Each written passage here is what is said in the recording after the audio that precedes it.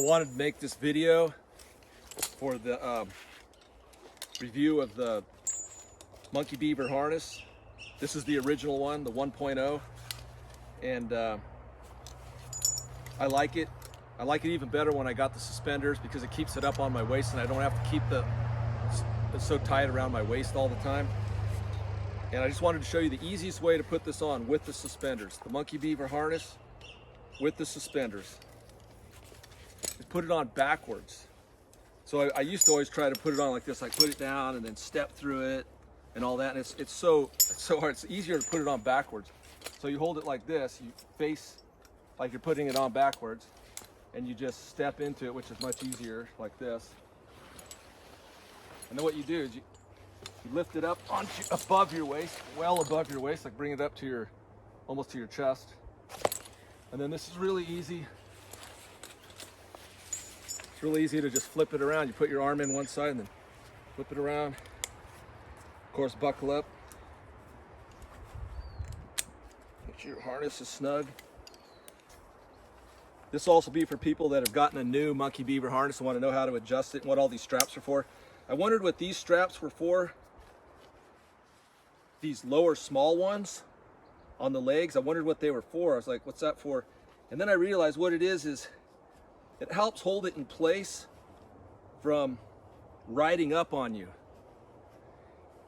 If the leg straps, the leg loops, if they're too low and you're hanging in it and they're adjusted too low, it's really strenuous on your legs, on your hamstrings, really strenuous. And if they're too high, of course you're gonna have a Harvey and you don't want that. You don't want it riding into your groin area. So that's what I think they're for, because that's what I found that they do. I don't adjust them really tight, I just kind of keep them just a little bit snug. And it kind of, you try to find that ideal place where you want it. You want the leg loops up as high as possible, but not into your groin, right? And yeah, I like this harness really good. I need to trim these. I just haven't gotten around to it yet. The reason why August said in one of his, yeah, this is a size medium. And I've got a 34 waist, 35 waist, and I'm using a medium. I'm 5'11", and the reason why he made these so long, all these loops where there's extra slack for adjustment, is so that people could wear gear. Like say you live in a climate where it snows and you got to go out and do a tree in an emergency, and you just got to go out and put on the harness, and it's raining and you got rain gear on, and it's cold and you've got insulation under your rain gear. Everything's thicker, so now you've got to adjust your harness out to fit.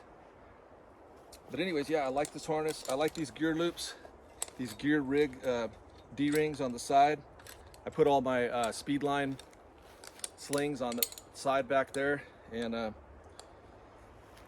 for accessory loops for hanging my chainsaw, I've got these little these kind of, I like the gate that's the smooth gate, the key lock gate. I got one of these on sale. I can't remember, this is some kind of Petzl, and it has this kind of interesting little wire lock, but it's a key gate. And then I've got over here, I got a Petzl Spirit bent gate. And the reason why I got one on each side, sometimes when I'm working on a tree, I want my chainsaw hanging off this side, and sometimes I want it hanging off this side. And I know that breaks some of the people's rules because they're taught sharps on one side, slings on the other only. But sometimes when I'm doing a tree, I just got to reach out. I'm working on this side more because of the geometry of my body position, and I want my chainsaw on this side.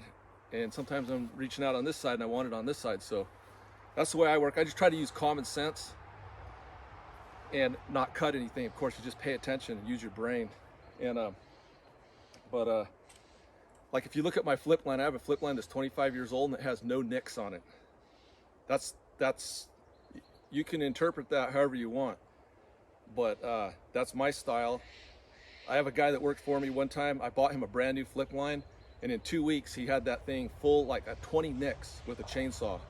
And I asked him, what are you doing? You're getting nicks all over it. He goes, oh, the flip line has a steel cable in the middle, and I thought that's so that you can nick it with a chainsaw. I'm like, that's in an emergency. That doesn't mean you go and try to nick your flip line. Anyways, I'm getting off on another subject. But anyways, yeah, this harness is great. It's got the big leg pads. They're not super padded. They just have a large surface area, so they catch a lot of your body weight and distribute it over a large area. And no, I like this harness. It's really good. I like the. Oh, and the other fact, this is very important. I've been doing a lot of single rope technique or static rope ascending into canopies. I go into canopies often that are where I'm going up.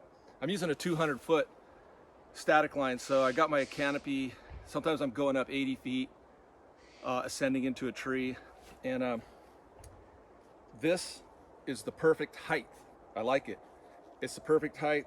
It's just sweet that it's right there. I don't have to put on a chest harness just for my, like using an akimbo or a rope wrench or whatever kind of a system you're using. This is just the right place, right height, and it's already built into the suspender. So that was sweet that they put that in there. And yeah, this harness is great. And, one thing I wanted to say about the suspenders is they're just suspenders, but they're not rated as a full body harness to take it, to be like a chest fall harness. They're not rated for that. They're just suspenders to hold up your harness. There's the back side, if you want to see what it looks like. Anyways, so that's that.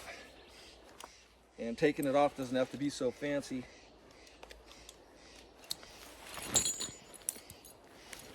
But putting it on backwards is the way. Just hold it like this, step through, pull it up.